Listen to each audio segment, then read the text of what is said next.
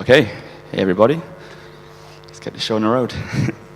So hey, my name's Craig, and I'm a software developer working at Cowrie. And today I'm going to talk to you a little bit about some of the choices we've made in order to reduce the number of mainnet transactions that a user has to send within the Cowrie protocols, the Cowrie platform. No time for the agenda. Okay, so Cowrie.io is a Web3 technical knowledge network. Right now, we're kind of aiming to be the go-to place for people who want to learn how to build applications on top of Ethereum. And at the very base layer of Cowrie, there's the concept of an article. And this base layer kind of acts a little bit similar to a kind of Web3 medium. An article is free-form content. It could be about anything. But right now, we're kind of gearing it towards Ethereum technical content. So tutorials, how-to guides, best practices, et cetera, et cetera. So these articles have some requirements.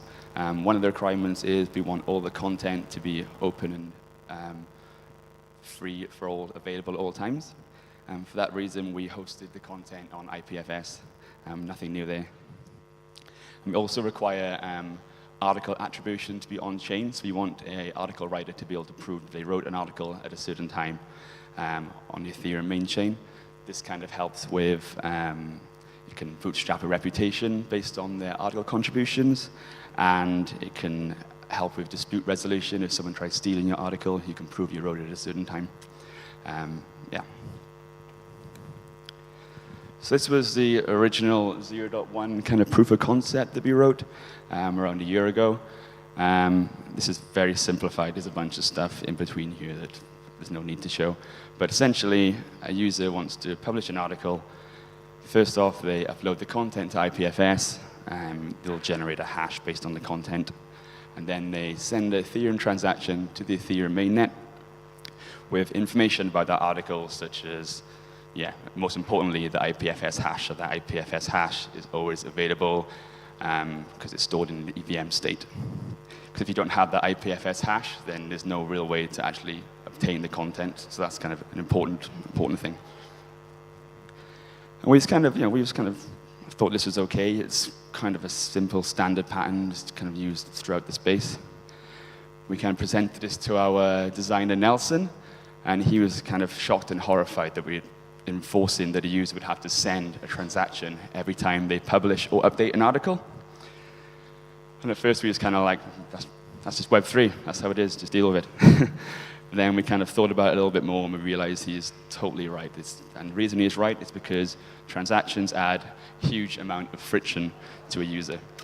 For a start, they cost Ether. You need to pay the gas cost, which is paid in Ether. And Ether has a monetary value. So by proxy, every transaction that a user sends will cost the user money. And this kind of paradigm shift of paying per interaction in your application is quite strange and uncomfortable to a lot of users, especially users that are very new to the space. And even if they are comfortable sending these transactions, they also need to obtain Ether, which also can be quite awkward, especially for users new to the space. I mean, that's getting better all the time, but if you have no idea what this Ether stuff is, you're going to be pretty weirded out by that. And even if they are comfortable sending the transactions, they have Ether. There are times when network congestion might mean that the gas costs are so high that users might actually not want to send this transaction because they just think it's not worthwhile. And in those kind of cases, you get fluctuations in users. In worst case scenario, a user may not come back when the gas is cheaper to perform the interaction they were initially planning on performing. So we added this extra requirement. I guess technically it's not really a requirement, but yeah, we wanted to limit the number of transactions that a user has to send when interacting with the Cowrie platform in order to improve the user experience of the whole Cowrie platform. So I'll walk you through some of the the solutions that we considered when trying to reduce the number of mainnet transactions. So the first thing we considered was the concept of batching transactions. Batching transactions is the idea of, rather than a user sending a transaction every time they publish an article, instead they publish these articles kind of off-chain, and these get stored in a centralized database. Now, when they kind of feel like, okay, for example, I've written 5 articles now, I would like to get these articles, I'd like to get attribution on the Ethereum main chain. At that point, they send a single transaction rather than the 5 transactions they would have had to have sent individually, and batch all the information about all those 5 articles together. Now, this is an approach that has been used. I know at least at one point PPEth were using this approach. I'm not sure if I think they might have re-architected since, but it was being used in the wild, this kind of concept of batching. But one issue with batching is that you only really see significant gas savings if the base transaction cost is significantly more expensive than the cost of processing each of the entities that you're batching together. So, and considering that 1 bytes 32 value costs 20,000 gas, and the base transaction is 21,000, the only way you really see big savings using this approach is if, rather than actually storing anything in EVM state, you only emit an event with the information about this entity you're processing. And the problem with that is that smart contracts can't actually obtain any information that's been emitted in advance. So you can't actually, for our example, you wouldn't be able to prove article attribution on-chain because there's no way that the smart contract can actually obtain this information. Okay, so the second thing we looked at was mainnet meta transactions.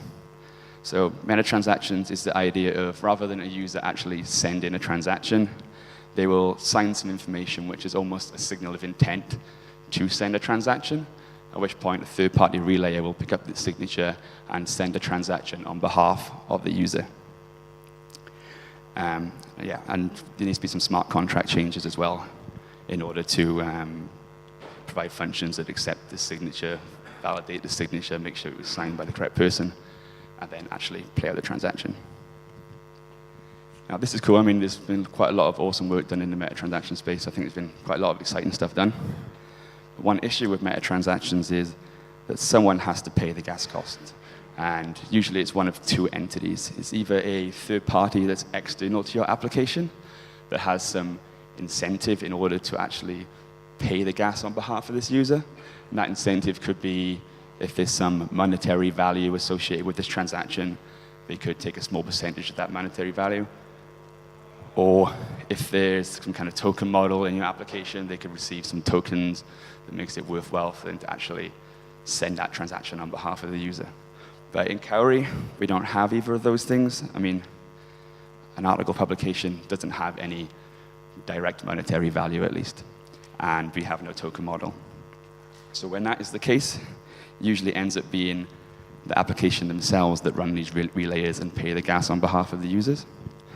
And this is kind of, it's okay for initial onboarding phase, but if you actually want to keep this going forward, it's not very sustainable, especially if you want to reach kind of mass market levels of users, right? You probably end up getting bankrupted, paying all these gas costs before you reach that point. So it wasn't sustainable for us. But yeah, disclaimer, I think there is some pretty cool stuff going on in this space. Cool. So next we looked at a sidechain. So a sidechain is a blockchain that's independent of the Ethereum main network. Generally, it's less secure than the Ethereum main network with different proof-of-work algorithms. But the flip side of that is transactions are generally a lot cheaper. You have to kind of balance up, right? I mean, the Ethereum main network, it transfers millions of dollars every single day. You have to kind of balance up, do I really need that much security for my application? And in the case of Cowrie in particular, I mean, we're talking about an article registry, so you could reason that maybe we don't require the amount of security that the Ethereum main network provides us. But even if you are looking to implement a sidechain, there's still a bunch of things that you need to overcome. One is the user experience. So you really don't want the user to really know anything about this sidechain. You don't want the user to know it's being used at all. You definitely don't want the user to have to do something weird like change their RPC URL of MetaMask to the sidechain address, or even worse, obtain some sidechain tokens before they can actually transact with that sidechain, because that'd probably actually be a worse user experience than if they just had to send a transaction to the Ethereum main network, right? So that's one thing you need to overcome to make it kind of totally transparent. The other is if you need to move the data from the sidechain to the Ethereum main network, you need to kind of figure out an approach to actually do that, to bridge the two different networks. Just gonna have some water.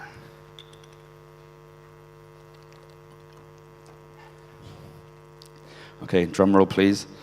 Yeah, so we did end up going with a sidechain, and we're actually building this stuff out right now. We're not live on the sidechain yet, but hopefully within the next few months.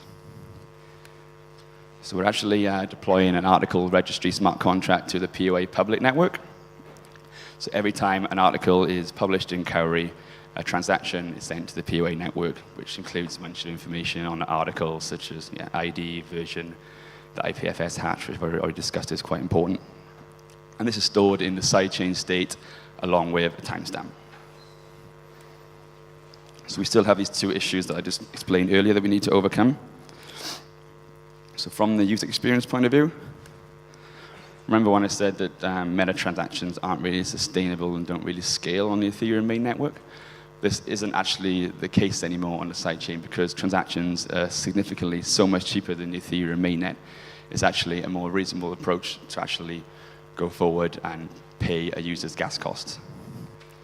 And in fact, it's actually less than 1 cent per block to fill an entire block right now on the POA network. So yeah, insanely cheaper than the Ethereum main network. So Cowrie are planning on running some meta transaction relays ourselves in order to pay the sidechain gas costs for a user. And yeah, so this is how it works. This is how it looks a little bit. Again, very simplified. A user uploads their content to IPFS. They then sign some information about the article data they want to publish, and then they send that signature along with the article information to the meta transaction relayer, at which point the meta transaction relayer will send a transaction to the POA network on behalf of the user, and the user never has to know anything about the POA network. They don't have to know it exists. They never have to send a transaction. They still will see a MetaMask pop up right now because they need to sign some information, but we're hoping to eventually be able to remove that as well. And you could say, okay, so if you're running your own relayers, it's kind of a single point of failure. And you're absolutely right, it is a single point of failure. But we have this kind of split in the Cowrie application between the protocol layer and the application layer.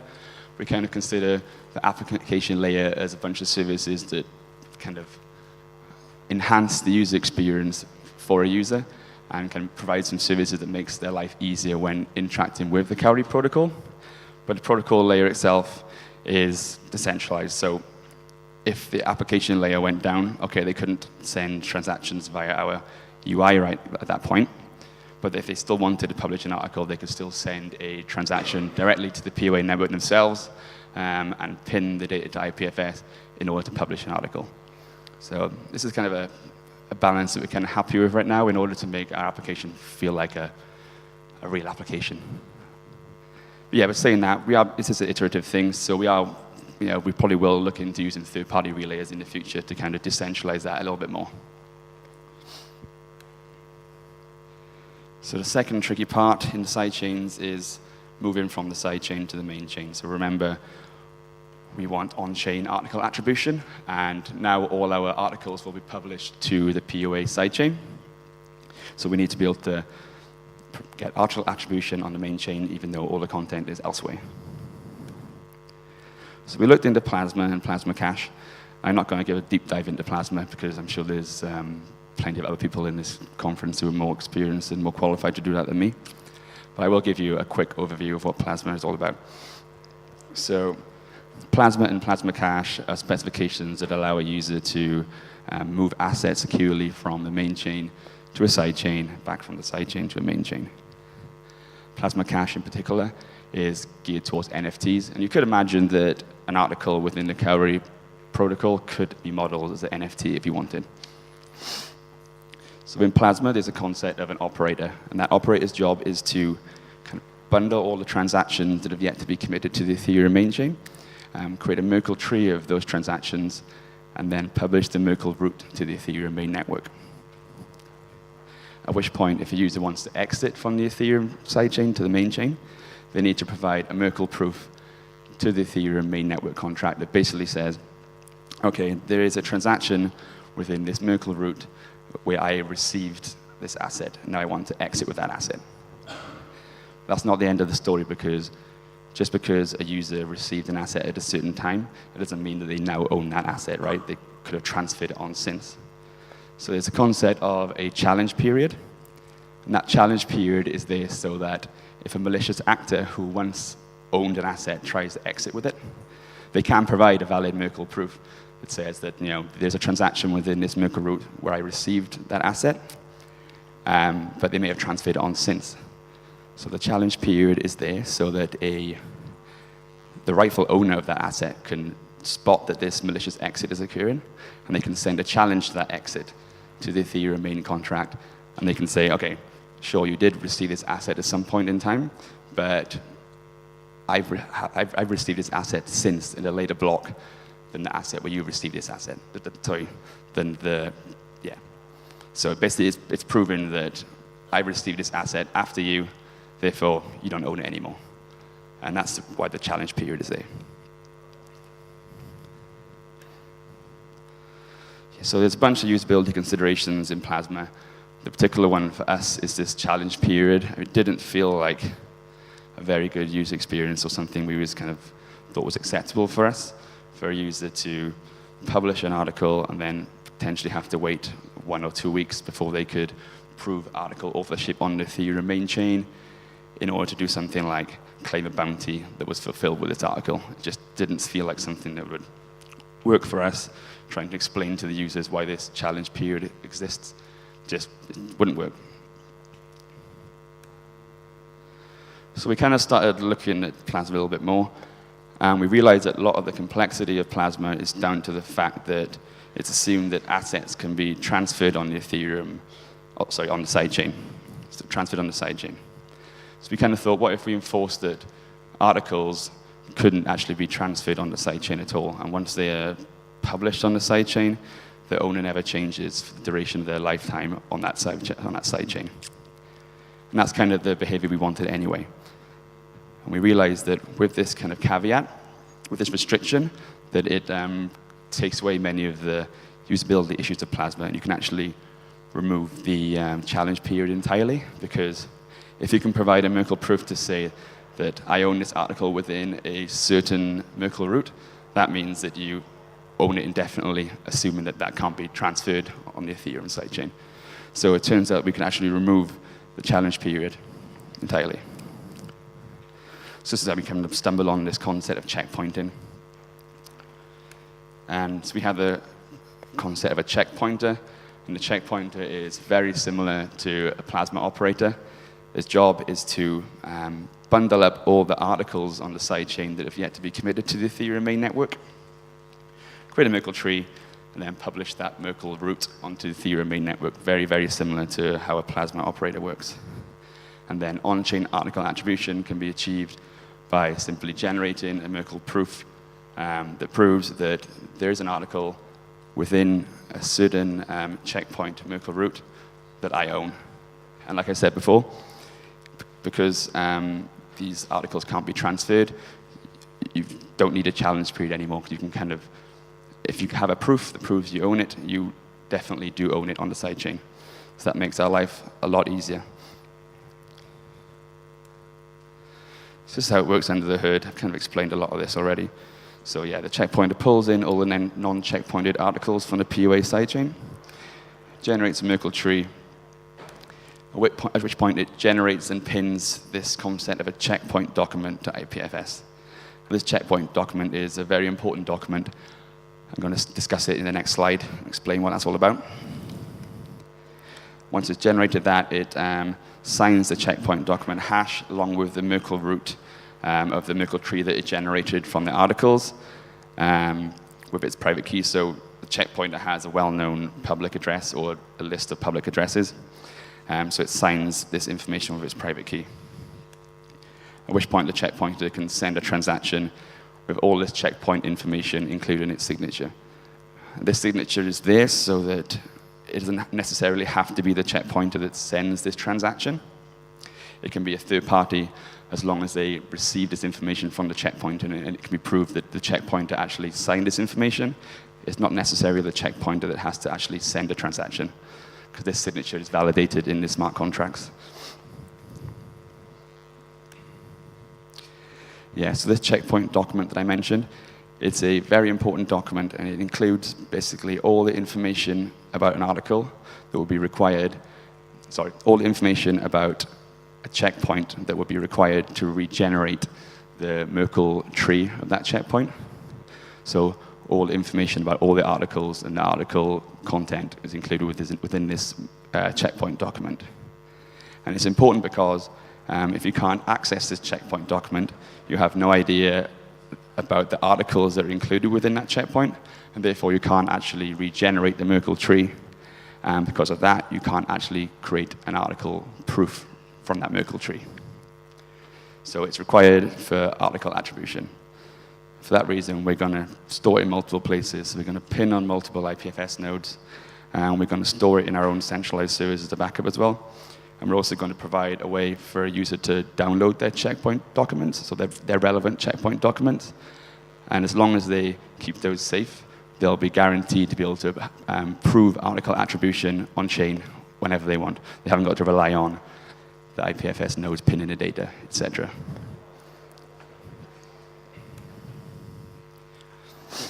Okay, so there are two ways that a checkpoint can be triggered.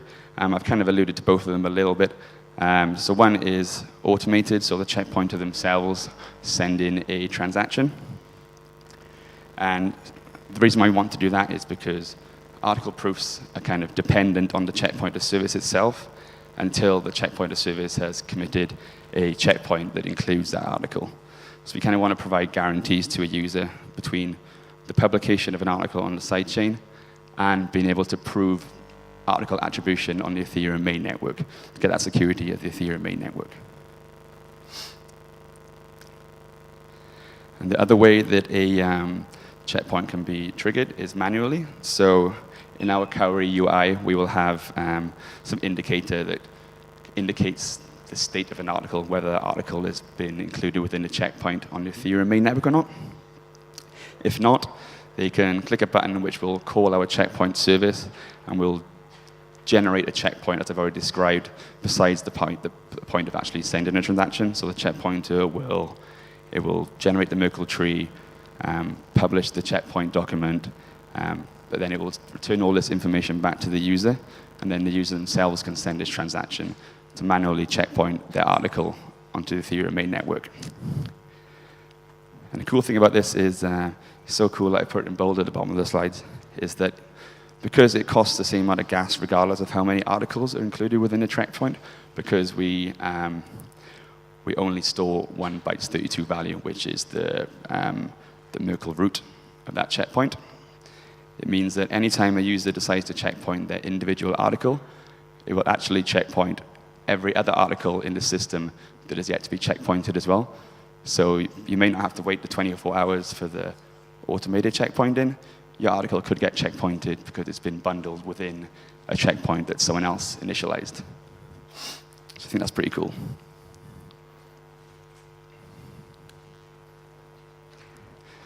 Yeah, so one last thing on this. I thought it's worth bringing up that there is some kind of inherent trust in a checkpointer.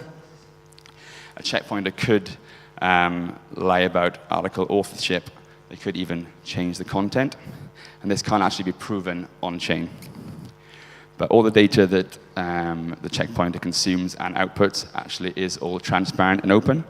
So even though it can't be proven on-chain, it can be proven off-chain. So you have to think, what are the incentives for a checkpointer to act maliciously? I kind of like comparing back to Plasma again. Plasma has the concept of an exit, where a user is guaranteed to be able to exit with their funds if the Plasma operator acts maliciously. So I kind of think comparing it to what an exit would look like in Cowrie, considering we don't actually have any monetary value on this sidechain, I consider an exit in Cowrie to look a little bit like a user. So if a checkpoint acted maliciously, a user could easily spot it off-chain. They would just remove all their articles from Cowrie. They would just pull them off and put them somewhere else. And they would probably never use Cowrie again. They would probably post about it on Reddit and Twitter, etc. So there's really not much of an incentive, considering we are the ones running these checkpointers, there isn't much incentive for us to act maliciously. And if we did, it could be publicly outed, and it would just be a disaster for us. So I think the incentives are quite well aligned right now. Although in the future, we are considering utilizing oracles to centralize this further. But again, it's kind of an iterative process, right? So yeah, hopefully this will come over time. Yeah, so in summary, transactions are a huge area of friction within your dApp. There are lots of different approaches. One solution doesn't fit all. What works for one application might not work for another. Meta transactions, a lot more sustainable on the sidechain. And yeah, by enforcing that assets can't be transferred on the sidechain, it makes exiting from a sidechain to the Ethereum main chain quite a lot easier. Yeah, and one last thing I would say is, if any back-end developers in the room, it's to kind of concentrate and consider UX when architecting your systems, because I feel like the Ethereum space, it's unusual in that the back-end developers are so close to the user experience. Like I'm predominantly a back-end developer. I never thought I'd probably mention user experience in a talk ever, but this whole like transaction is such a big friction point in an application, and it's predominantly a back-end thing. To just think about those kind of things when you're building your systems. Cool. That's all. Thank you very much. Questions? Does anyone have any questions? Cool. All right. Thank you very much.